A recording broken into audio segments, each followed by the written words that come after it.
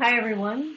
I'm Elaine Rayborn from Sandia National Laboratories, and I'm very happy to be moderating this panel today with Ashley Barker from Oak Ridge National Labs. And we are part of the ECP, the Exascale Computing Project. I'm with the IDEAS project, and we're very happy to be sponsoring this series on working remotely. And so to get started, I'd like to go ahead and just introduce our panel today. This is a panel discussion on strategies for working remotely, challenges that are faced by parents who are working remotely and overcoming those challenges. So I'm very happy to have the panel together. Let me just go ahead and introduce ourselves a little bit more here. So most of us today, with the exception of our special guest, Madeline Huru, who is a educator with Montessori, we are all staff members at the Department of Energy at different national laboratories. And we're, as I said, involved in this exascale computing project. And we are all currently working remotely, as are most of you. And we are also very involved in the efforts that are ongoing for COVID-19. We also have a number of different exciting projects that are going on in our program. The way that we are going to structure the panel today is that after my introduction here and just some housekeeping about how we'll answer the questions and answers, I'll go ahead and ask the panelists to, in alphabetical order, briefly introduce themselves and also to cover 4 main points. So the panelists will be talking about advice that they want to give parents that are just getting started in this situation where everyone's working remotely with a house full of kids or children or teenagers, challenges that they've experienced, some unforeseen benefits that I'm sure are coming out of this situation, and then also some opportunities to look for coming out of this experience. And so for those of you that have joined us today, thank you very much. And to ask your questions, there are 2 ways you can do it. The preferred method is that you go to a Google Doc that we have, put the link for the Google Doc in the chat window for you. Ask your question there after you write your name and your affiliation. Then we'll get to those questions. Another way that you can do it is you can put your question in the Blue Jeans chat window. And so after the panelists have a chance to go through and discuss their lessons learned and what they're going through, then what I'll do is I'll open it up for Q&A, and I will I'll pick a question, down select based on relevance, and then also ask you to ask your question to the panelists. And so let's see. The slides and videos and the bios from today will also be available at the link that you see here, as will our questions that we'll be talking about today in the Google Doc. So thank you very much all, and we'll go ahead and get started. Our first speaker is Kate Evans.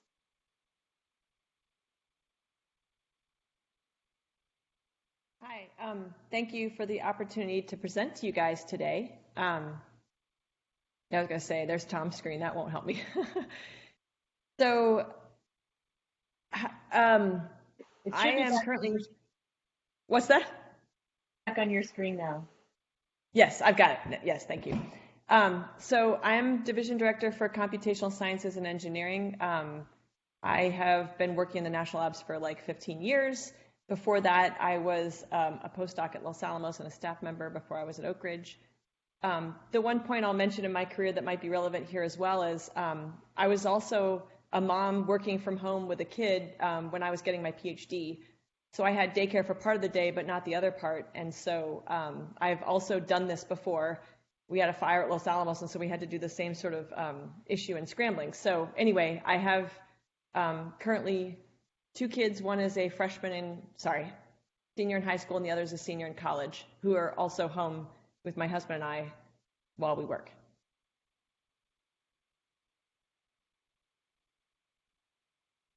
Anything else I should mention? Did I forget anything? Oh, would you like to go ahead and go through the slide too? Okay, sorry. And you can take about 3 or 4 minutes. Thanks. Okay. Sorry about that. So yes, so on the advice, I think having some structure in the day is helpful for yourself and for your family. Before I started working from home, before all this, I would often crack open my laptop at night. I'd work at home, work during the day at work, come home, do other things, usually dealing with the kids and whatever, dinner and things like that. And then after everything sort of settled down, then often I would open up my computer again and work some more. In this new posture, I find I can't really do that to create some separation. Otherwise, I feel like I'm always working and the schedules have changed. So I now have a sort of more strict hours to my day than I've actually ever had in the past. And that has helped. Now, understanding that sometimes that requires flexibility, give yourself a break if for whatever reason you can't maintain that schedule. But I find having that structure is very useful. Also, then your family knows when you're working. They know when I'm generally working, and they then know when I'm on the computer at a certain time of day. That's probably what I'm doing. I also think it's useful to communicate across the family. So especially when you have two spouses working and the kids who are actually also taking online classes. Luckily, internet bandwidth hasn't been an issue, but all of us are trying to have time to do things like this. And so I communicated today, hey, I'm going to be doing these things from this time. Those are hard things where I'm actually talking and concentrating. But this other time of day, I'm just working and I'm not on the computer, or I'm just listening to something and you can interrupt me. By communicating that to the others, it makes it a lot easier as a family. Our kids do the same thing, and we ask them to say, hey, I have classes at this time and this time. And, the same thing with your spouse. For challenges, it's easy then when, I think this is true more of people with little kids, when you don't have another thing pushing on you, you feel an obligation to get work done at that every moment. So, I finally have a moment of peace and quiet and the kids are napping. I have to work for this 1 hour of time when they're asleep. That's really stressful because normally that's a time when you could rest or relax, and instead you feel like you have to do your other job. So I'd say don't feel that obligation. Just get done what you can when you can and give yourself a break. There is a lot of stress of having more people around and different schedules, so just recognize that, I think, and the issues multiply by the number of people in the house. I used to work at home a lot, but then it was just me at the house, so it was fine. Now I'm working at home with lots of people, and that changes your stress level, and so just consider that as another challenge. The next thing would be the benefits. Yay, this is the fun part to talk about. Having your loved ones all day nearby has been a nice benefit. My daughter's home from college, and my son is home a lot more instead of out with friends. And so having everyone around has really given us an unexpected time together and a time to revisit ourselves. Our kids are older, and so we've gotten to know them better and understand sort of what they've been up to in a way that when we're racing around all the time with activities and having my daughter off at college, we just haven't gotten to know them as well as we do now, and that's been great. And a lack of outside scheduling. My son being a senior in high school, this was his big year, on the soccer team. He's on varsity, and we were really ready to see what could happen. And then to have it all go away was sad, but at the same time, all these games to go to, because it's a senior year, I felt all this pressure to attend every moment of every day of everything he was doing. And now that's all gone, and it's sad, but also kind of calming and relaxing. And so I'd call that an unforeseen benefit of I get to still spend time with him, but not rushing all over the place. As for what to look from this experience, I'd say, it's a matter of prioritizing what's important in life. I have taken from this that I'm not going to schedule my life as much as I have in the past. I tend to be a scheduler and a planner, and I think I'm going to ease up on that. That's my new plan. So that's my experience from all this. Okay, thank you. That's great, Kate. Thank you very much. I like your points about being open to being more unstructured. I think that's I'll let you know in a month or so after how that's working out. That's a great takeaway. All right, so our next panelist is Tom Evans. Yeah, so this might look like the yin to the previous yang now that I look at it. My introduction is more or less the same as Kate's, as we're obviously in the same situation. So I'll just go through my points kind of quickly. These are kind of slightly opposite and slightly related in some ways to what Kate said. But one thing I find out is that there's a lot of things coming at you from what feels like left and right field when you're working at home, because you're not kind of there, right? And so, lots of calls from lots of lots of meetings. And I find sometimes in that situation, it's actually best not to think too far ahead. Sometimes you just take it one problem, one issue at a time. Instead of worry that you have 8 calls in a row this afternoon and how am I going to get through all this, sometimes it's best to just worry about the first one and then let each one fall where they may. The second one's kind of like a corollary of that, is that I'm, somewhat of a type A person in certain ways. Kate's far more so than I am, especially when it comes to planning, by the way. And so I find that some compartmentalization when you're in this situation really helps. Pick your 1 or 2 things that you really want to go totally type A about, and kind of just try to let go of some of the others. I find that to be somewhat helpful. Don't worry that the floor isn't vacuumed every 20 minutes because you've got 4 people living in the house and 2 dogs and everything else, around the clock. Don't worry that maybe the kids are spending too much time playing video games or just sitting around, because, sometimes I would say focus on the big things and then try to let the little things go. That's much easier said than done, obviously, but I find that helps. Challenges. I actually really think more than ever, I'm kind of famous for skipping meetings that I find not useful. I have no problem doing that, and I think it's doubly true. You kind of have to get in the habit of sometimes skipping calls, just because right now, and you'll get to this in I think I thought I had written something else. Maybe Lois took them out. Right now, I found that there's a lot of people that you might have been used to interacting with that travel a lot, and so they're gone all the time, and you don't have to interact with them, and now they're sitting around wondering what to do with themselves. So they plan lots of calls. So you might find that you just go from thing to thing to thing, and I think it's best sometimes you just have to say no, right? Otherwise, again, you need to take some time during your day to get things done. I find it's especially true. I know there's a few managers on the calls, and since I don't care to call them out, we've had people that usually travel 3 weeks out of 4, and now they're home all the time, and they're like, I guess I should be talking to people, and so they want to keep calling things, right? And call this and call that. I think it's fair to say no, because a lot of our obligations haven't changed, right? So unforeseen benefits, I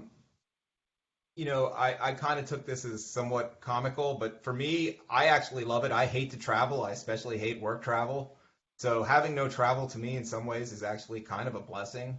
I really like the fact that I haven't filled my car with gas in 5 weeks. And my main hobby outside of family stuff is I'm a cyclist and I love riding my bike. I train on my bike regular, and I've had like 5 solid weeks of of cycling with no worries about meetings, or in-person meetings or visitors or travel to break it up. I find that actually kind of refreshing.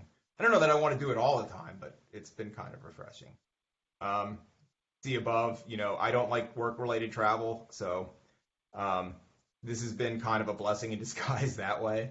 Opportunities to look for. I'm going to hit this again. You may think I'm a one-trick pony on this, but I actually think we can start thinking about making better informed decisions about what travel is actually essential and what is not. I know a lot of us, end up having to go to like a on-site project meeting where we travel 3 days for a 2-hour meeting, right? And stuff like that.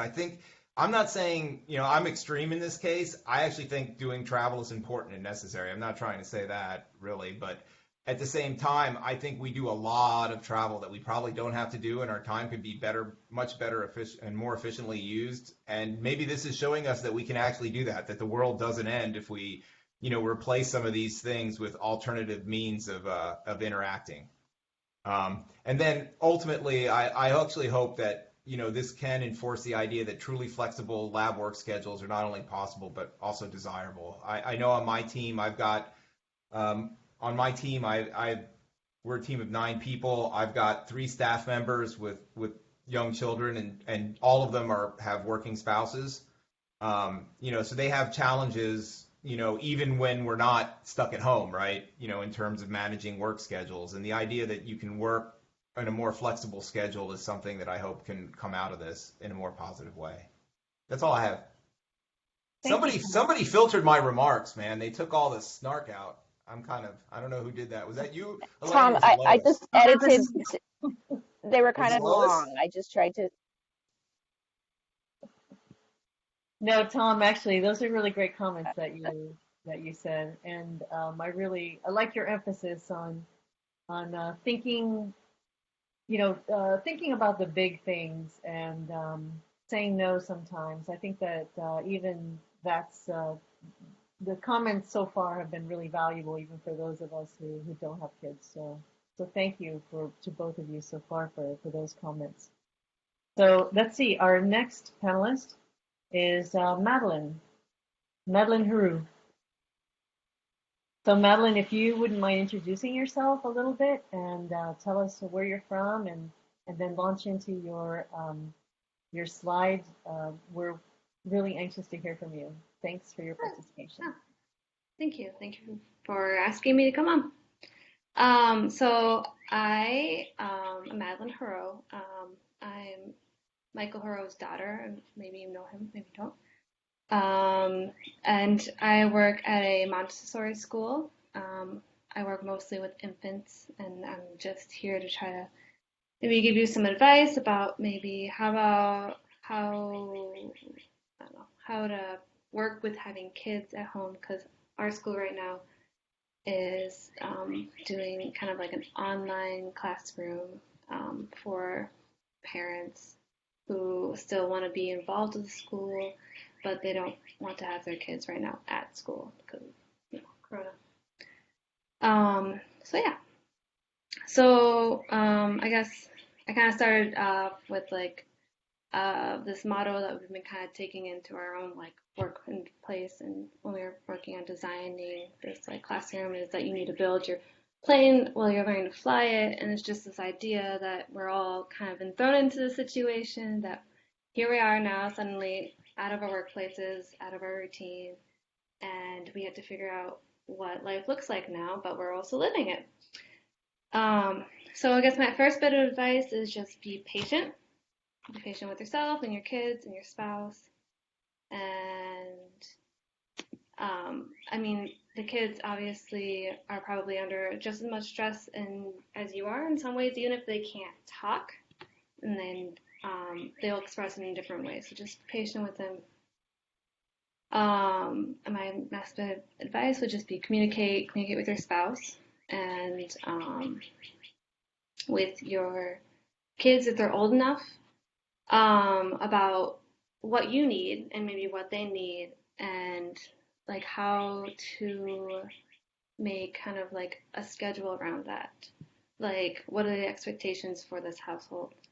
And how can we achieve them efficiently? For example, my workplace, a lot of like what I've been doing with the online stuff is talking to parents about how their child's doing each day and how best to like help them figure out what they should be doing next.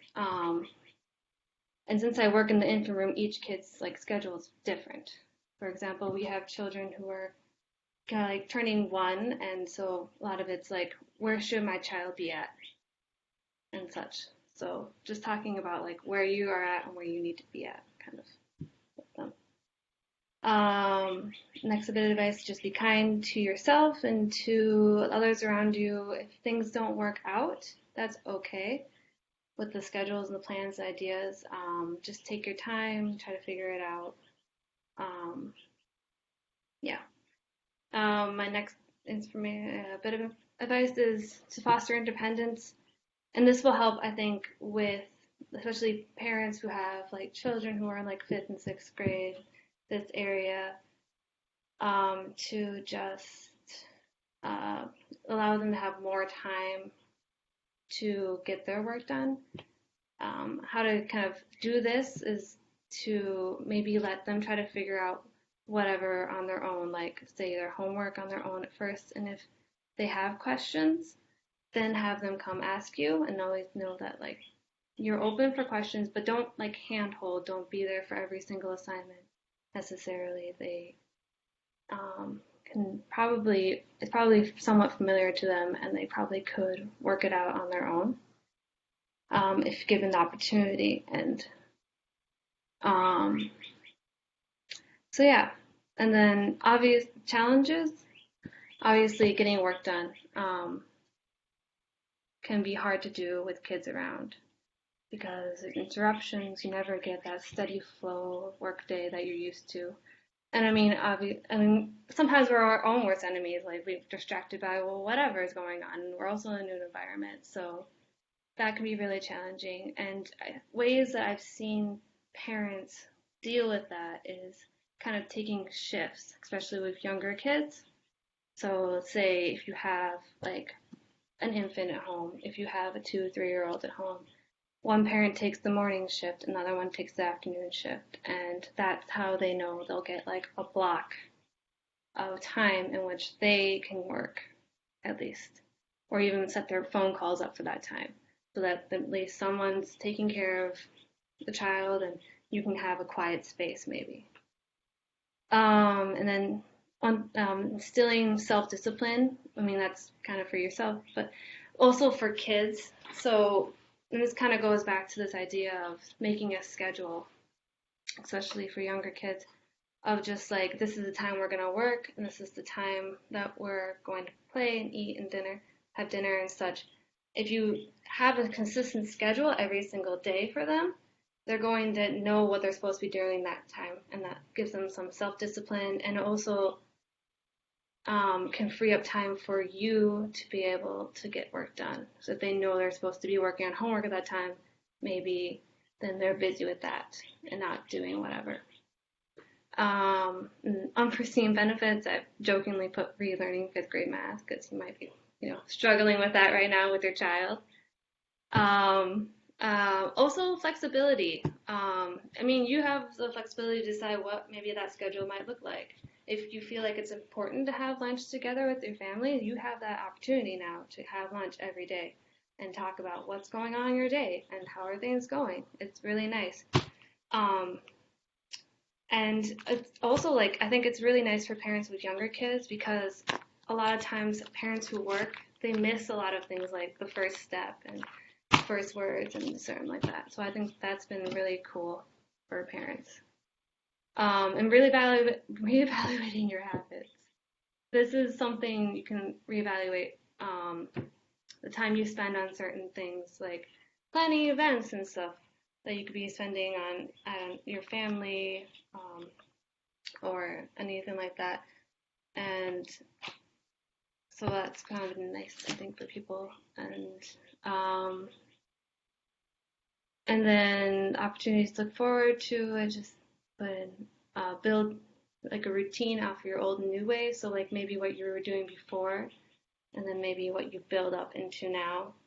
And you could put them, whenever this is over, I suppose, you can kind of get from what you're doing now. Maybe you find things that you'll enjoy, you like, and you want to continue into the future.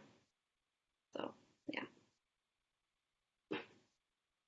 And that's all I had for you.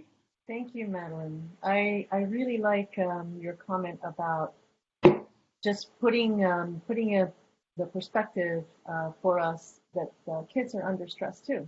And so I think I'd like to ask you about that later and ask all the panelists about how you guys are all handling the stress that your kids might be experiencing too. So thank you. And moving on to our next panelist. This is Lindsey Hughes. So go ahead, Lindsey. Hi, everyone. I have been at Sandia National Labs in Albuquerque for about 10 years now, coming up this summer. I have 3 kids. They are all very young. They're 6, 4, and then my youngest turns 2 in about 2 weeks. And so it's made things very challenging. My husband also works at the labs as well. He is a component PRT lead. He's on the B61, so things are going into production right now, and he's got a lot of demands going on right now as well. In addition to that I actually changed roles March 13th, the day that they canceled schools here. So that has been an additional challenge, trying to get used to a completely new role compared to where I was working in a lab doing material science, now to the systems engineering role, and just kind of getting up to speed on all of the stuff that I haven't done in my career yet. And so that's been a challenge. One of the things that we have done, my first couple of weeks, I was working from our couch and trying to deal with kids kind of in between things. And we set me up a work area because I never really had a desk. My husband has a desk that he works at, but I never really had the need at the house. And so we set up a desk. We actually made a homework station where I have 2 computers for the kids next to me. So I can, while my son naps in the afternoon, I can put 2 kids next to me and we can do ABC Mouse, or my daughter has kindergarten activities to do. And that has helped a lot. So while most people with older kids tell you to get a private work area, we set up a work area in our living room, which is kind of the opposite of what most people would do. But my kids aren't at an age that they can be left unattended and that we can expect to have privacy while we work. So figuring out that, and so there's times during the day too that I will, we'll be playing in the living room and then I'll get them started on something and I can check a few emails real fast. And so that's helped immensely, instead of like having my son, reach over to my laptop while I'm sitting with it on the ground and powering it off in the middle of a Skype meeting, because that's happened a lot. So trying to be flexible. I do work part-time. I've worked part-time since having my first kid, so about 6 years now. And so that helps a lot with flexibility. We kind of do the opposite of what Kate recommended. My husband and I do wake up early and work, and I work a lot late so that he can get a lot of stuff done during the day. And I try to minimize my work time during the day to meetings and urgent requests and stuff. And so I do keep my cell phone on me, but I'm not doing a whole lot of sitting down at computers if I can avoid it. I am having to go on site some, and that's kind of an added stressor right now because that makes my husband pretty much unproductive during that time. But, it's just the way things are right now. There are a lot of interruptions. I wouldn't be surprised if a kid drives by in the middle of this. I've got my 2 girls watching a movie right now. Hopefully they don't. And then my little guy's napping. But the interruptions during meetings can be hard, especially right now as I'm trying to get engaged on a new team. And, I'm trying to break up fights and stuff in the background. One of the things that has really helped our family, or that we're looking forward to in the future, with this potential flexibility of not necessarily working from home full time, but having the opportunity to do it some, where like my husband was like, if I could do this once a week, I could go to the girls' gymnastics, or I could be more involved in the evenings, because typically he does get home late and he misses out on a lot of the extracurricular activities that are on weeknights. And so that could give him the opportunity to be more involved. And we've also, we've done a lot of things that we wouldn't necessarily do had we been working regular schedules. This is birthday season for us, so like all my kids have birthdays within 6 weeks, and so turns out we're pretty good bakers, and we've made a lot of cool birthday cakes, and we've got some apple cheesecake crumb cake we're going to make later on this evening, and lots of baking and fun activities that just usually can't fit in. And so we're really kind of looking forward to some of the potential flexibility that we could have in the future. That's great, thank you. Well, it's really interesting that given the ages of your kids, that you've set up this collaborative workspace, and you're probably giving them an opportunity to model really good behaviors. And I'm sure that I hope that works out. It sounds like it is. So that's pretty awesome. Lindsey, when you said you had to break up fights, at first I thought you meant on your new team. But you meant with your kids. With the kids right now. I know how you Sandia people are, man. Yeah, for the moment it's with the kids. So I'm new, so not too many people are starting fights with me quite yet. But yeah, the girls, I've got 2 girls and a boy, and the oldest 2 girls are, oh my gosh, they've had too much together time. That's great. All right, so Stefan, you are our next speaker. Great. So I'm Stefan Wild from Argonne. Been at the lab for a little over a decade now. And I definitely want to echo many of the things that have been said before. I have a similar situation in terms of ages, or at least the max and the min of Lindsey, and that presents different challenges, let's say. So I think I echo some of what works for us is some of the advice that Kate had in terms of trying to schedule breaks. Despite having young kids, try to have some structure to the day, and of course be totally prepared to break all that structure. Happens a lot. We're being creative with at-home extracurriculars, in particular trying to get the kids out of the house to go burn off energy whenever possible. So that means, since we can't go to the parks, that means playing driveway tennis and throwing balls against the side of the house and digging up in dirt and all sorts of fun things like this.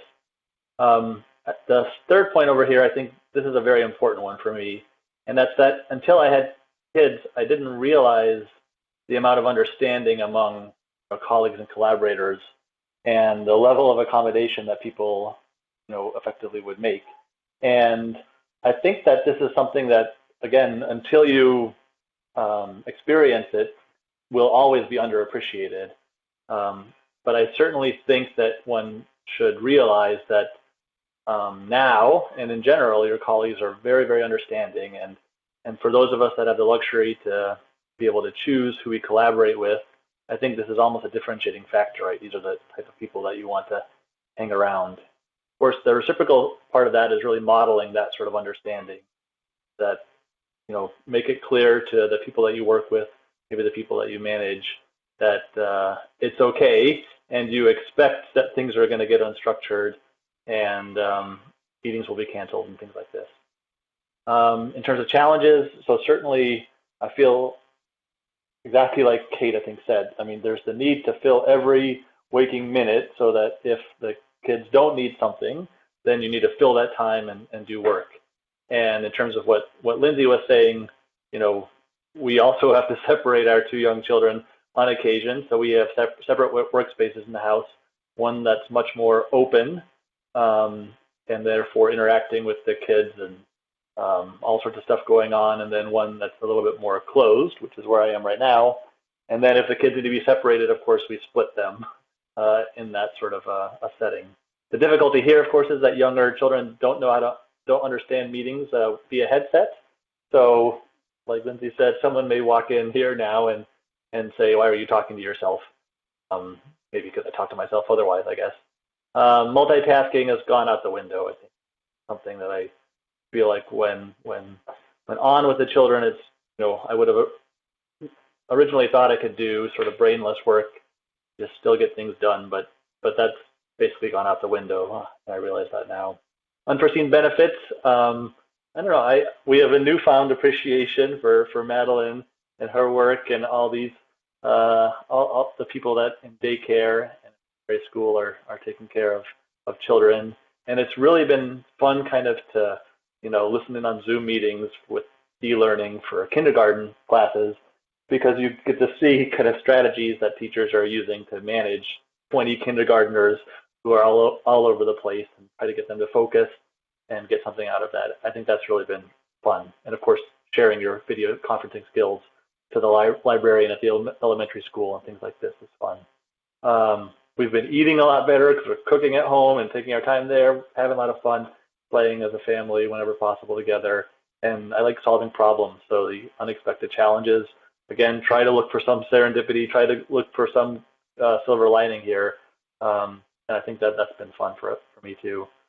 I think echoing lots of things that have been said before. I mean, certainly optimizing our use of tools like Blue Jeans and other things, I think that's fantastic. And really, this is sort of a plus and a minus. I mean, it's great not having to go to work, travel, and be able to be home. But at the same time, that's something that we enjoy to do as a family. And so it can feel a little bit trapped when you don't have that thing on the calendar that you're all looking forward to for traveling. So really thinking in the future about, optimizing the travel and what's important in particular travel and taking advantage of that, I think, is the last point. Yeah, that's what I have to say. Great. That's I really like the points that you and Tom have made in particular about travel too, and I'm wondering if the types of opportunities or unforeseen benefits that you're learning in your situations can be applied to travel when you get back on travel. So that might be something we can talk about later too. So thank you all. That was really great. What I'd like to do now is turn our discussion to some questions. So let's see here. Let me get this back up. And I'm wondering if we have any questions in the Google Doc. If not, I have a few questions that I would like to ask. I don't see any in the chat. Ashley? Elaine, we do have one. I think the person is still writing it, but I'll start reading it because it's kind of it looks like a multi-part question. All right. So I was wondering if there was a way to quantify how many people and parents at Los Alamos or Livermore, or I assume other labs, are strongly affected by working remotely, in the sense that work hours are very limited due to having to supervise small children. For example, when I talk to other parents, it seems that everyone is exhausted, stressed, and overwhelmed. However, the impression that I get from work news is that it's more of an inconvenience and everyone is doing fine. So I was wondering, at the end of the day, when everything will be back to normal, maybe there will be an interest in seeing some actual numbers about how many people were dealing with the remote work. However, right now there's nothing to enable such an analysis. What about an anonymous poll? I would really be interested in seeing some statistics, and I think it might be valuable for users in case this ever happens again or something similar. So I'm not sure there was a question in there, but maybe a thought to the panelists on, is there a way to really measure kind of the impact right now? I think is what the person is asking. And if that person who asked that question wants to come off of mute and clarify a little more, we welcome you to do so.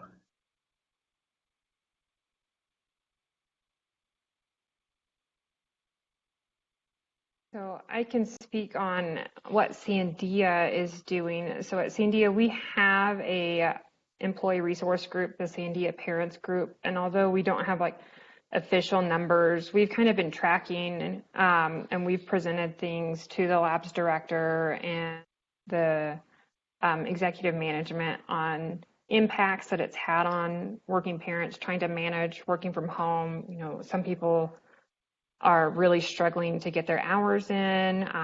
You know, some of the other people that have additional challenges of being single parents and not having the additional help from a spouse to be able to trade off, and they're still expected to be able to go in. We've had people that have made comments about how they're worried that when things open back up, that they're going to have to make a choice on whether or not they feel like it's safe to take their kid into their daycare or their preschool at the time when it may not be recommended, but because our work is deemed essential, like how that is going to go. And so all that stuff, at least on the Sandia side, has been being communicated and is being brought up with management regularly. We had a meeting with executive management yesterday kind of addressing some of this stuff. So it is being worked on at Sandia, at least. I'm not sure what some of the other labs are doing. I can speak up for Oak Ridge, which is that we've done a survey. So there's actually been a lot of surveys, so it's been hard to keep them straight. One survey was what numbers of your staff can work on-site versus off-site, because we're actually looking into longer-term options because we know it'll be a while before everyone can be on-site. We want to exercise social distancing. But a recent survey went out that was really, how do you feel? What bothers you the most? What are your fears about coming back on site? You know, in other words, people can answer, do you worry about your health or your kids or your job or your, it's sort of asking the open-ended style of questions to get at what people are thinking and feeling. I don't know how people will respond to it. I don't know. It's sort of a strange type of survey to get from your employer, I'm sure. How are you feeling today? But I take them at their word that they want to know, and so I answered it honestly. And I hope they'll consider that, because there is exactly the issue of, great, we can all go back on site. The schools are still closed, and that's, I think, everyone's biggest concern from that standpoint. But I think they are looking into it. I think what people forget is that it's new territory for everybody. So it's new territory for us, it's new territory for the kids and the managers at the lab who are trying to design ways to keep everyone productive. The other thing that Oak Ridge is doing is we have a charge code available for those who can't fill their hours. For those who don't have enough work to do off-site, either because of what they do or because of their situation. Being the director of a computing division, it's not an issue for us in terms of working off-site. So that's been nice to just not worry about that part of it. But I'm sure others at the lab who are doing more lab science and classified work have a much more difficult time. But since this is a panel on kids, I'll mention there is a lot of anxiety, and I know the labs are aware of it. Yeah, to recase that point a little bit too, is that I know one thing, and this is a slightly lower level, I think one of the things that we've tried to do, both encourage from our division down actually, and we've done pretty aggressively on our team, is just, some of the parents we have that have young kids in particular, especially young kids with working spouses, that's always the real challenge, right? Is the recognition that they're obviously going to be on kind of wonky schedules right now. It's inevitable. They can't both be, except for maybe a few times during the day, they can't both be working. And so there's just an expectation, I've actually relayed up and I said, look, these 3 staff members are going to, get their hours when they get them. We're going to, the rest of us have kind of, can be more flexible, have kind of worked around their schedule. So it means if we're going to have like a interactive code meeting or code working session, sometimes we do it at 9 o'clock at night or something like that, just because that's when it can be done, when everybody, or at least if those team members need to be engaged in that particular thing. And so other people are adapting. And I found, at least in my local situation, that people are pretty accommodating that way. Now, I'm going to make the caveat that we're basically a computational science team. So, we're very used to working remotely. And when I say remotely, I don't necessarily even mean off-site. I mean, we're often going from one office or working in a conference room here. So it's not like, working outside of where you sit at the lab permanently, right? And so for us, moving to work at home was not a dramatic change like it might be for people who do more lab work or do more hands-on work or have to, walk around the lab, taking measurements or what have you, or overseeing construction crews, whatever your job actually is, right? So I think it's an important caveat. We all work at big labs, right? And one things I've noticed, having been at both Los Alamos and Oak Ridge, is that people think that the lab is where they work, right? But in reality, every one of these places is actually, your corner of the lab can look very, very, very different from another corner of the lab simply because of the type of work you do. And I think there needs to be a kind of a recognition of that, from the bottom up as well as the top down. And a lot of times, I think that's lacking in both places, quite honestly. Only comment I have to say there. That's not really quantitative, so I apologize for not completely addressing the question in that regard. But do we have? Kate, I can see you. We have some other questions coming in. So one of them is, what are some good things that those of us who work with parents with kids at home, or those of us who are parents with kids at home, can do to help them? I.e., what are some things we should do or change before you need us to? You work with parents and kids at home. Oh, I see what you're asking. I'm sorry. I think I said that all wrong. So this person is asking, what are some good things that to help those people with kids at home? What can we do to help you? That's a really a great question. Yeah. I think one thing is just, the key thing I would think is flexibility. And that means that, again, scheduling things is fantastic, but these schedules are going to be broken. And so being able to acknowledge that and say that, well, this half an hour always works because that's nap time usually, but then today that didn't happen. I think that flexibility, that's one of the key ones I can think of right off the bat. Someone else was saying something.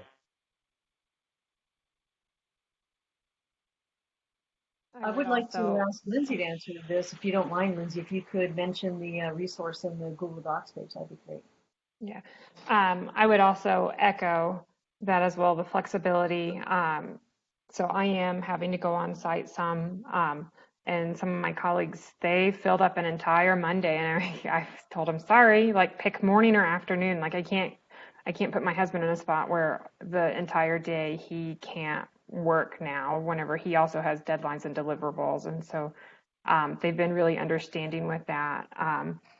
The parents group did create a document with a lot of activities and different things that we've found that are all free resources that have also been good things for mental health. And also it has different activities. It has STEM activities, it has reading activities, it has online virtual tours, and also different things to help keep kids occupied in the background while you're trying to get things done as well. And the last, or if that's something I'll add, is empathy. When you go on a call with someone, you have no idea what they've been dealing with right before. They could either have been holding a screaming baby that they just handed to a spouse and said, I have a meeting. They could have had a teenager they just fought over video games or emptying the dishwasher. They may be short, they may be grumpy, and it could be completely unrelated to you. It could just be that they're juggling 5 things and they know they need to be on this call, and so they're there, but maybe not their shining normal selves. Those are really great points. And I would like to segue to a topic that Madeline alluded to, which is kids are also undergoing stress during this time. What are some of the strategies that you all are using as parents to talk with your kids about what's happening and about what you all are going through as a family? All right, so I'm going to make a reference to, I put an image on one of my slides, and it's Legos on a table, and there's a pizza guy, and there are people in line for a pizza, and these people are not exercising 6 feet at least distancing here. So my son has the police car pulling up and breaking up the pizza line. Anyway, so Legos and role play has actually worked for us pretty well, in part because my son wants to, play with the neighbor kids who are on the other side of the fence, and they understand that they're each on their own side of the fence, but they also want to lob things back and forth and pass sticks and stuff like this. Anyway, so wait just a moment. That image is actually you took a photo of one of the setups that your son had done. That's correct. Yeah, that's our dining room table, and the police breaking up. I'm going to show that again because that's just really awesome. So let me go back to that slide here for 1 second. It's great. It's worth looking at again. So here we go. You should be looking at Stefan's slide right now. So this image here, you're talking about the image at the bottom. That's right. So we have the pizza food truck guy here, I guess, and everyone in line for pizza, and the police had to roll up on that. And you can argue whether the police needed pizza themselves or whether they were breaking up the socially distant setup here, but this is our role playing. That's really great. As someone, so I have teenagers like Tom, obviously, because they're the same ones. The little kids stress, I think role play is a great idea, and I think that's awesome. Teenagers aren't as good as expressing it in the ways you expect. I don't know who cried more when George's graduation was canceled. Tom, it might actually have been me instead of George, but it is unexpected the ways it comes out, and so recognizing that and managing it just like they would any other stress they have, especially when you're also stressed about the same thing. I think just acknowledging that, acknowledging it's an issue and trying to strategize solutions, I guess like any other kind of parenting would be helpful. But it's funny how it doesn't go away, and you're right. You don't think of little babies as being stressed. What do they have to stress about? But they can sense when things aren't right, or if you're late to feed them because you're finishing a call, and so they're getting antsy. I mean, the stress is at all ages, but the way it's manifested is different. And And each kid is different. They react to different things. And so that, yeah, that changes things. Thanks, Tom.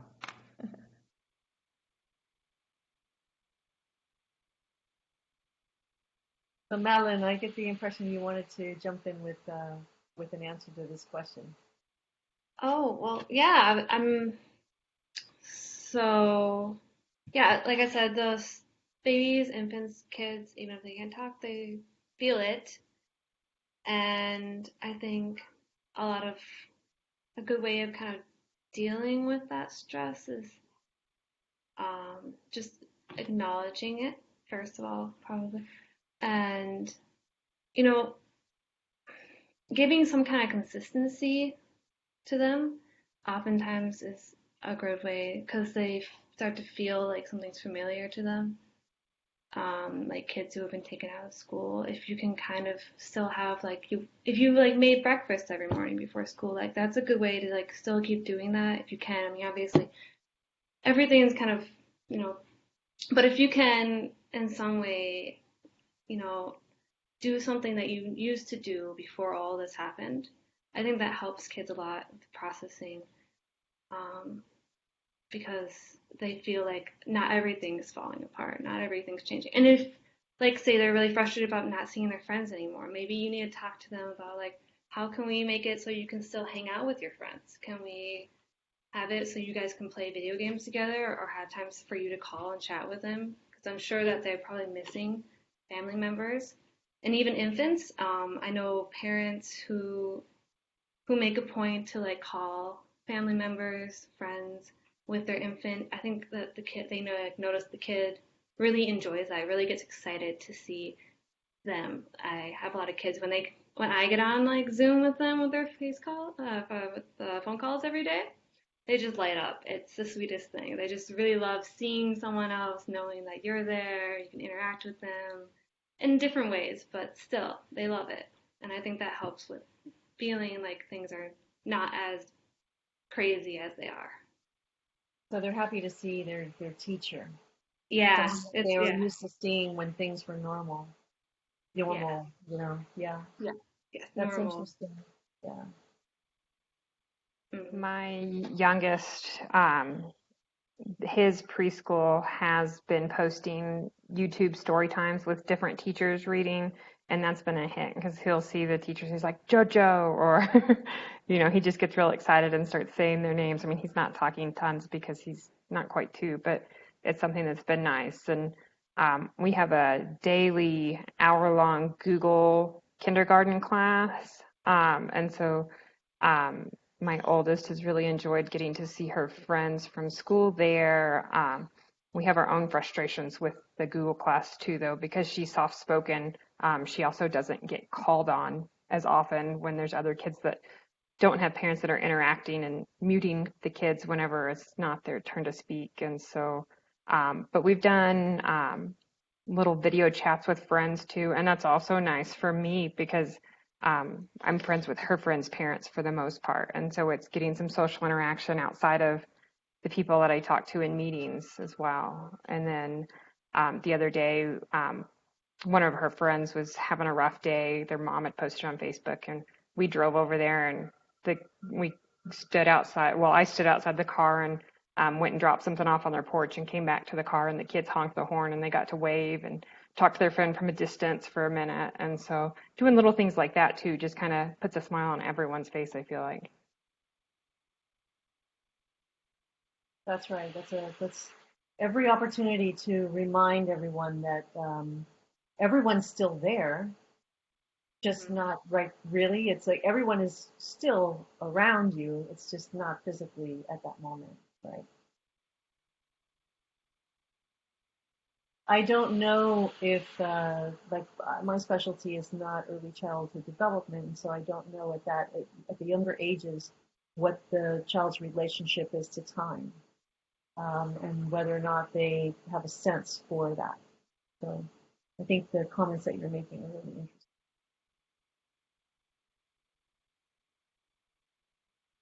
Ashley, are there some questions that have come up in our Google Doc? Sure, we've got some more here. So this kind of goes back to the point Tom was making, but what is the polite way to bow out of conference calls, for some number of days per week? I have calls every day and no other work seems to get done anymore, which means I have to work nights. So what are some strategies for trying to release yourself from these daily calls? So I can take that one because my strategy on that in general is just to be very kind of direct and say, look, I've got deadlines and work that needs to be done. And I have other calls during the day that I have to do or other meetings, so I have time at this point. And if I can't make that particular call, that's just the way it is. Because otherwise, some days it just happens that you're going to be in calls like 5 in a row or 6 in a row, and it's just not feasible. All right. So, sometimes you can also throw that choice back on who is ever attending the meeting and say, look, I have these things I need to get done by this period. For example, one of the stressors for our team is, before this started, we had 2 DOE reportable milestones that happened to be due on April 30th for 2 different projects in our team. Right. And 2 of the people that were leading those on our team are both people with working spouses and young kids, right? So all of a sudden we get hit by, this kind of shutdown. Their work schedules in the transition kind of get really whacked out, and so they start to get stressed about it because they thought they had a full month to kind of finish up and put everything together, and all of a sudden a month looks like a lot less than a month, right? And while the labs have been very accommodating in my experience so far, DOE has not on these things. They haven't given any extensions as far as I'm aware. Maybe they have for other things. They certainly haven't for us. So one of the things I actually told, I relayed up all the way to division management is I said, look, these 3 staff members are in this situation. They're going to be doing a curtailed meeting schedule, and if people have a problem with that, then they can come and talk to me about it. But I kind of tried to take the lead in that case of saying that these people have limited and unflexible, have difficult work conditions because of their at-home situations that were unforeseeable. They have these deadlines, and that's just the way it is, right? And I actually think in this time we're better off being very direct. Don't try to play the well maybe game or lie. That's even worse, right? And you say, actually, I have another 10 meetings at this time, so I can't make it or whatever. So I think you just be very direct, and I think most people will understand that, right? That's been my experience. I know that's not everybody's experience, but that's certainly been my experience. I think you have the power to say no more than you think you have, as long as you make the case that that it's legitimate.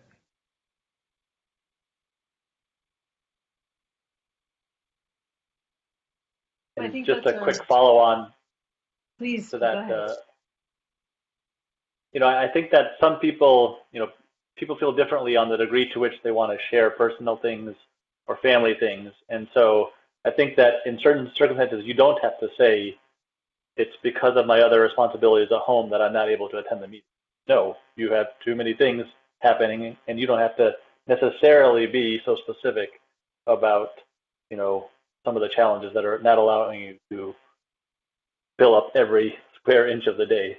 Well, I also think, my first instinct is to not even bring personal into it. You just say, look, I've got to do a certain amount of hours, and right now I've already got 3 calls scheduled today, and that's my limit. That can be your first gambit for sure. I don't think you have to make any personal justifications. I think you can just say, this is the time I have.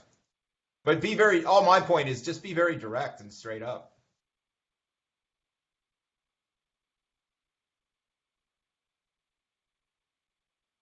Any other thoughts? What about the converse?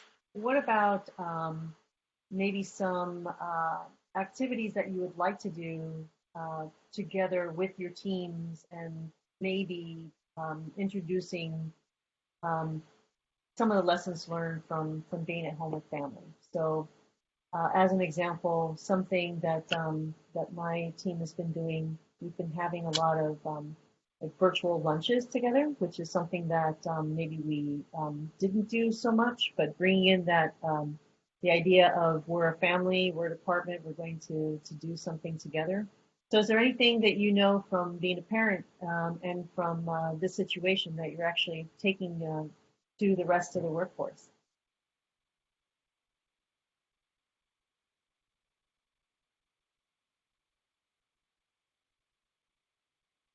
I know one thing that I've taken away from interacting with parents during this time is this idea that I have learned a lot about what it means to be in your situation from interacting with you, and so that has humbled me very much and has made me very appreciative of the situation.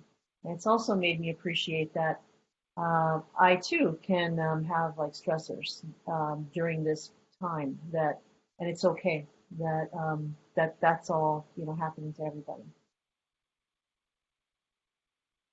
So any other questions, let's see, from the document?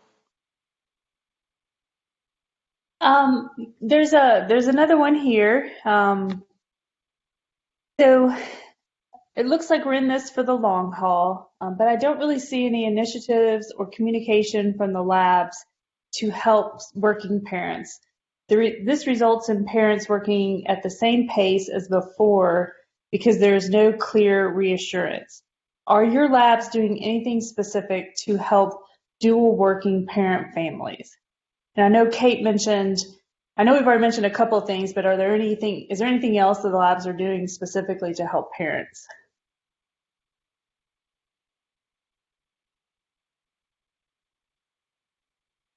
I would say we get frequent communication from managers that are ranging from level 1 up to executive managers, kind of saying that they empathize with us right now, and things are continually changing. And I think the longer this goes on, probably the more possibility there is that they will have additional ways to support. They've pushed a lot of information about mental health here recently. The Sandia Parents Group is going to host one of our on-site clinical psychologists for a lunch via Skype here in a couple weeks. And so a lot of it is just the flexibility that management is giving us and continuing to give us the reassurance that, do what you need to get things done, but like you got to take care of yourself too. And so some of those emails are kind of nice to see, like them just kind of being empathetic to understanding that everyone is under a great deal of stress right now. One thing I've noticed, this isn't specific to a lab, but when my kids were younger, I was very strict about not saying, like what Stefan was saying. I never said I had to leave early because of a kid or come in late. I just said I had something else to do. I just didn't want them to make an assumption or have any sort of idea. I just wanted to be a regular person. And so if I was on a con call, like if I had a sick kid at home and I was doing this sort of thing, I would try very carefully not to let it be known or just kind of hide my kids crying or stay on mute or whatever. I think that's all been blown out of the water. I think from now on, it's not going to be a big deal. Even to see my HR manager on a call holding her sleeping baby while we're talking, I would never have seen that a year ago. I just can't imagine that. And I hope this now means it's not weird to see people in their houses and with kids and dogs and other things running around. I think perhaps this is an unforeseen benefit, and we might see a change going forward of finally we have a recognition that people are living their lives. They're working really hard, but this is in a context of your life. And I really think we're going to see a change now into the way people view work as an ecosystem of a life and part of the sort of work-life balance in a way we may never have done, or at least not nearly as quickly as 6 weeks or 2 months. That's a really great comment. And I would like to ask Madeline, to Kate's point, we're experiencing everybody working from home with kids in a way that's very different. How about as an educator, how is this different for you? And what do you think might, what might we keep? What might change? How has the experience been for you so far? Yeah, so it's a good question. As an educator, I think that you might find more assignments being posted online, more like a step away from textbooks. Since I work more at like a Montessori with younger children, it's a little different. But I have spoken with other teachers who work with like the preschool age, and I think that they found this really nice because they can assign things, do things that they could never do in a classroom setting. For example, one of our teachers is really excited about doing this activity where you have the child sit outside and you have them close their eyes and you have them listen and then write down everything they've heard. Okay. And this is just them like working on their writing skills, their spelling, their listening, just engaging with the environment. And that's something you probably could never really do with 20 some like 4 and 5-year-olds, because someone would giggle, someone would laugh, something would happen. So I think that this has really like been an opportunity for teachers to just do assignments that they were not able to do in the first place before. It's been really exciting. And I think, and a lot of also teachers have been using this time to like have kids do more household chores that are kind of related also to like math things, like pairing socks is like them doing like, matching. It's just learning how to match things. Like you find things that look the same, like pair them. And so like kids are learning household chores and they're helping out, but they're also doing like homework. So it's been kind of cool to see like how do we implement this classroom in the day-to-day life. So, yeah. That's really great. I like the point about learning happens everywhere, all the time, anytime, in many contexts. That's an important life skill for sure. I'd really like to open up the questions to our audience, and you don't have to ask a question on the Google document if you like. If you'd like to unmute yourself and ask a question to interact with the panelists, we would really like to invite your participation. So while you're thinking and getting ready for that, I'd like to ask Ashley if you have another question for us. I think that's all the questions in the document at this point. Okay, thanks, Ashley. Well, I'm always very curious. I have a lot of questions. I had asked a question about traveling. So when we get back to a situation where we may not be necessarily all remotely working from home, but we will be traveling. Is there anything from this experience that might change the way that you will conduct your time when you're traveling? Anyone have any thoughts about that? I think this has elucidated how much we travel and how we don't have to. We can do a lot more remote meetings like this, just like Tom was saying. I think this has opened a lot of people's eyes, and I'm hopeful that means that travel will be less frequent. I really don't think we're as productive when we travel all the time.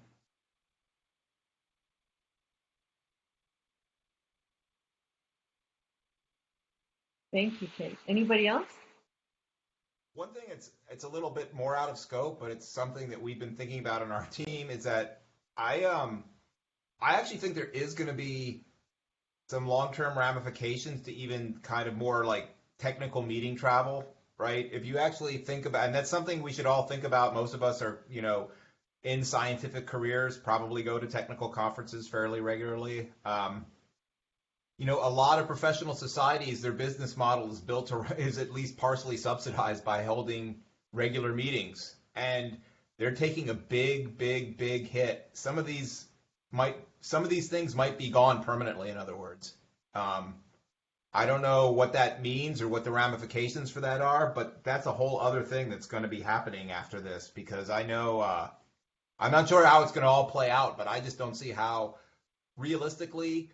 Big technical meetings I don't see coming back for at least 6 months, maybe more like a year, maybe even longer than a year. And I just don't know how some of the societies that sponsor and are wrapped around kind of, a significant part of their income and business models built around that, how they're going to survive. We may see a real consolidation in our, professional interactions in that regard. I don't, it's a little bit out of scope in a sense, but it's still related to it. And I think we may see some big changes along that line as well, simply because I don't think we're going to see as many meetings when we come out the other end of this, personally. Well, sort of, Tom, you elucidated more, I guess, where I was going, which is even if we can travel again, not only is this, we realize we can do this online, but people with families realize, you know what, it was hard traveling all the time with 2 kids and 5 kids and 1 parent or 2 parents. I mean, you might say, I can attend remotely. I don't have to go to everything. And if there are fewer things, it makes it, you're now realizing the impact of travel on your family by not doing it. And so people may not attend these meetings as frequently, and that may also create a hit for these organizations that organize them and do things if attendance is down. Right, because I mean, when you think about it, if more people want to attend these things remotely, they're not going to be able to get the kind of same hotel deals or charge the same types of fees and everything else. People aren't going to pay $850 to attend a couple sessions remotely, right?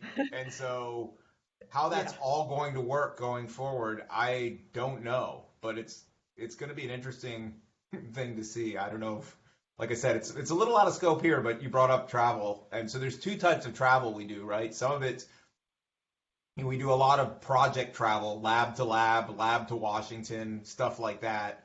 I think that is the kind of thing we can see easily, or a lot of us would like to see curtailed or done through other means. In terms of actually going and presenting and interacting with colleagues at technical conferences, I think there's probably too many of them, but at the same time, we probably don't want them to go away, right? And I don't know how those things, what I'm afraid of, we're going to come out of this in a world where we have just as much travel lab to lab and going to DC, but all the technical meetings will be gone. That's my nightmare scenario. And one small follow-up point to this is that, there's now let's call it a small generation of early career people who would have been out and about presenting their work at the technical conferences, who would have been getting invited to go give seminars at universities and at our labs. And now their CVs, may be stunted or will be stunted in that regard, at least in the short term.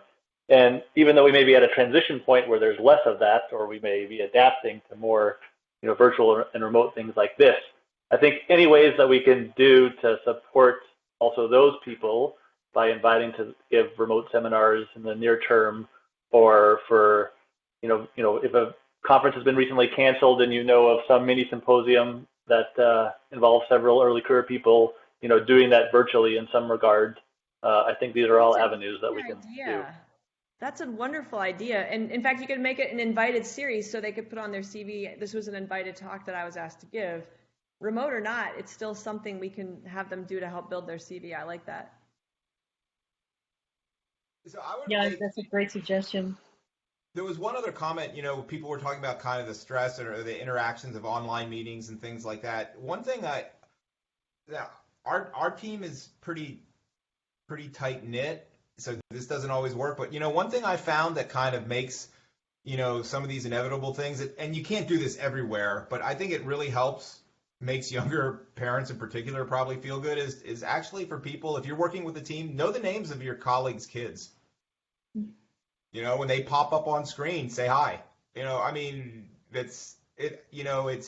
It's not going to be feasible everywhere, because a lot of times you're on meetings with people you may never even have seen them before, right? So I'm not technically talking about that, but we also are on a lot of things with coworkers we are on that we ostensibly work with all the time, and this is a good time to get to know those details, and it can really help people. I found it really helps, I think, younger parents when, their kid runs onto the screen or starts, making a ruckus in the background. If it's just like, yeah, okay, so what? It's like, hi, Matthew, or hey, Jacob, what's going on? It helps alleviate the stress that they may feel like, oh my God, I'm being unprofessional. My kid's running around in the background creating, raising hell or something like that. And I find that helps the environment a little bit. Those are great points. We focus a lot more, I think, on younger children, but I'm curious, with those of you that have teenagers in the house, how is this affecting them, especially as they think about their futures? You may have already touched on some of it, but I'd really like They're you to share frustrated that. we're around all the time. That's how it. Yeah. Oh, look!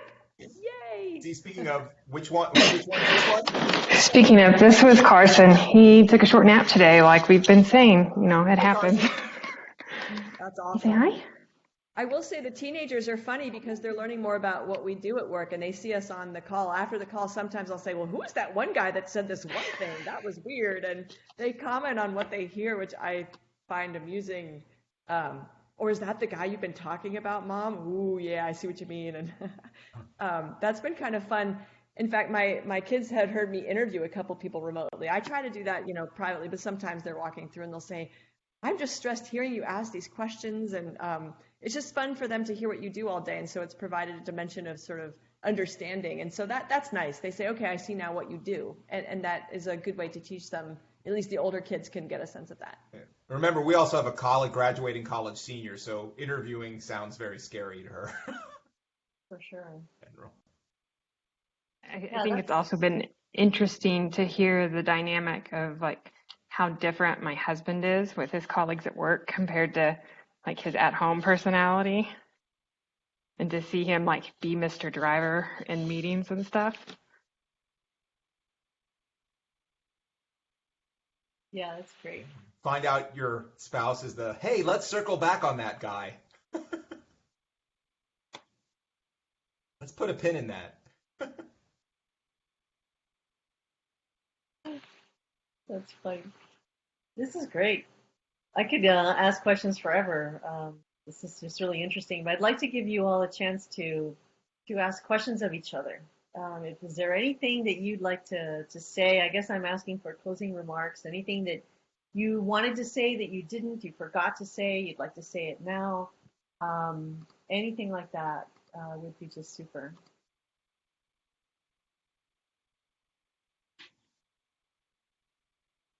I'll make, there's in the questions, there's like kind of a general theme about, long term, what are labs going to be doing to help working? This is actually, working families and, especially with dual working spouses. I've been kind of at DOE Labs for 23 years, and this has kind of been an ongoing theme in some ways, right? I know when I was at Los Alamos, there was a period when there was a big debate about the lab or something associated with the lab providing daycare facilities. There was a long debate. I don't know if anything ever got resolved about it or not. And there have been similar discussions at Oak Ridge and something. All I could say is I would like to see the national labs do more in that. Some may be doing more than others. I can't comment to everything, but sometimes it kind of takes a stressor or a crisis to move things forward. So now is a good time to kind of continually bring those up to, I would suggest bring them up to your upper management, because, now, sometimes they're looking for, they're going to be looking at new ways of doing things. This is what something like this, there's going to be inevitably happens, because there's going to be a new normal after this, right? That's kind of my thinking. The old normal's gone. There's going to be a new normal, hopefully it's not, completely parallel universe to what we were in before, but it's going to be different. So I would just say, while there may not be anything dramatic happening now, this is a good opportunity to kind of make those opinions heard. It's important to you. That's a great point. Thanks for that. That's excellent. How about anyone else on the panel? Any closing remarks? My one comment Just is to one. take care of yourself. Oh, I'm sorry, Stefan. I'll just, it's a quick point, which is just to take care of yourself and forgive yourself. Some days will be easier than others. Some days will be very unproductive. And it's really okay. When you think about science, it's not like every day we make some advancement. It's many days of adding new bugs to code and then one day of fixing them. And so in the big scheme of things, it'll look back and seem like not that long a time. Right now, it feels like forever. So just remember, it's going to be okay, even if it's really, really stressful and complicated right now.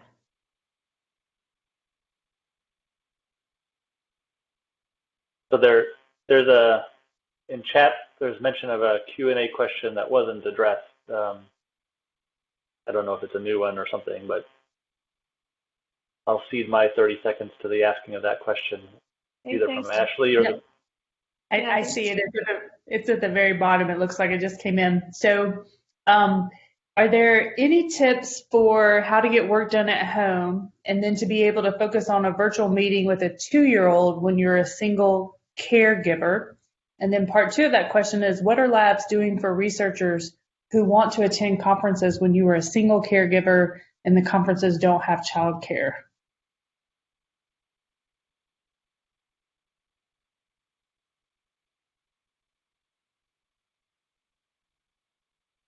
Yeah, it's a tough question.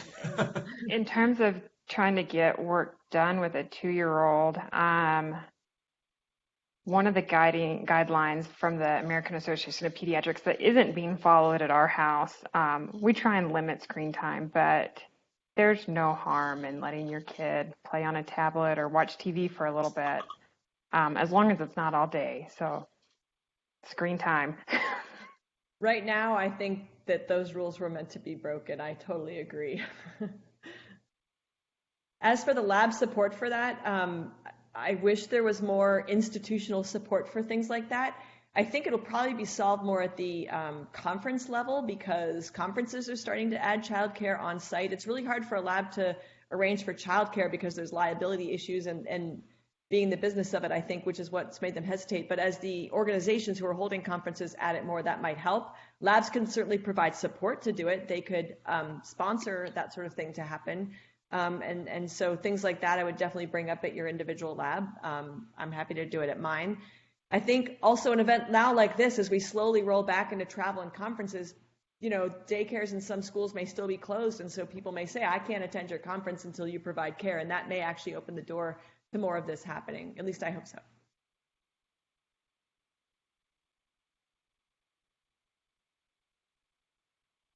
Anyone else? Yeah, I'm sympathetic because right now I'm myself am not in this position because my kids are older, but it's one of the real challenges is that as labs open up for more what looks like regular operation, it's likely that daycare and obviously school, because we'll be hitting summer, but daycare and things like that will probably lag, and that's going to put people in an even tougher spot in some ways, right? Because now the labs are going to be opening up and expecting, that's why I'm saying it. There just can't be there's got to be a new normal. It can't be the old normal, right? Because we're not in what we were in before. That's not an answer, so I'm sorry. I know here in New Mexico, there's concerns on if some of these daycares that are closed down right now, if they'll even be able to reopen or have the staff around to reopen after they're allowed to. There are some places that are still open right now, but that is a concern that's been addressed. All of this happened right before spring break for us. I'd enrolled my girls in a spring break camp and a summer camp through the same place, and right now we've paid for their summer camp. We don't know whether or not they're going to get to do that or not for both of them. And so we're kind of waiting through the end of May to see how things look, and they may still be closed. And if that's the case, then we're looking at through the entire summer trying to do this working from home, someone needing to go on site some, and that it's tough. We also, are worried about keeping slots, for the kids in daycare as places close down, and trying to be sure that there's something there whenever we do need them. Well, one hazard if you do have teenagers to some degree too is I know in our case, our son's summer job is basically to be a counselor at a summer camp. There's a good chance that won't happen, right? So it can affect on both sides. It's going to be tough for your teenage age kids, for those who have them. Their summer job plans, if they had some, are probably just as shot in some ways as well. Something to throw on top of the pile. So I'll take a small bite at the very hard question about the single caregiver for a 2-year-old working from home and trying to get things done.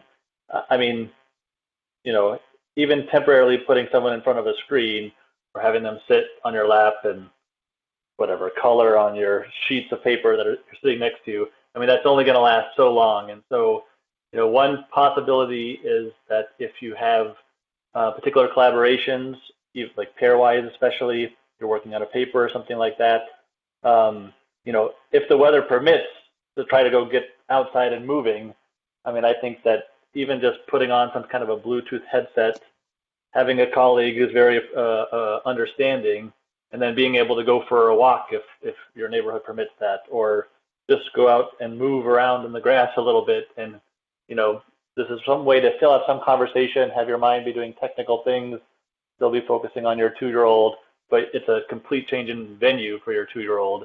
And so, and it gets them physically moving and things like this, which you probably don't necessarily want them to be doing when they're inside with you. I don't know. That's just one experience suggestion. But I know it's hard, and your colleagues will know it's hard for what it's worth. We do that as well.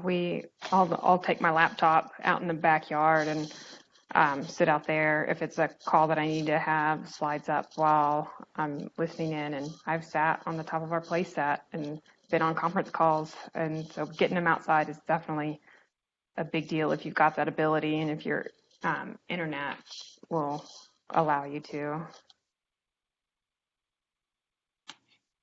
Well, I just want to say that I'm so very grateful for your time today, because each of you is incredibly busy and has some very unique constraints. So thank you very much. We really do appreciate it. I think we're going to wind down, and I'm sure I can speak for Ashley when we say thank you very much, and also I thank you on behalf of IDEAS ECP. And so I just want to, let's see, share my screen here for the last slide. Okay. So let's see. I just want to thank you very much and let you know that for those of you that are on the in the audience, we do have some other resources for you on betterscientificsoftware.io. Articles on flattening the curve, and some resources on maximizing your remote work and also working in an agile world. So we encourage you to stay in touch with us and let us know what your ideas are for any types of topics that you'd like us to talk about in the future. One of our next series sessions will be on leading virtual teams, in particular software teams. So stay tuned for that. And I just really, again, want to thank everybody for their time. And I think I can speak for your colleagues who do not have children that we too are learning with you, and we are empathetic, and we're always really happy to learn from you all. So thanks again. And thanks to everybody who joined us on the call today. Thank you, Ashley, for your help as well. Bye, everyone.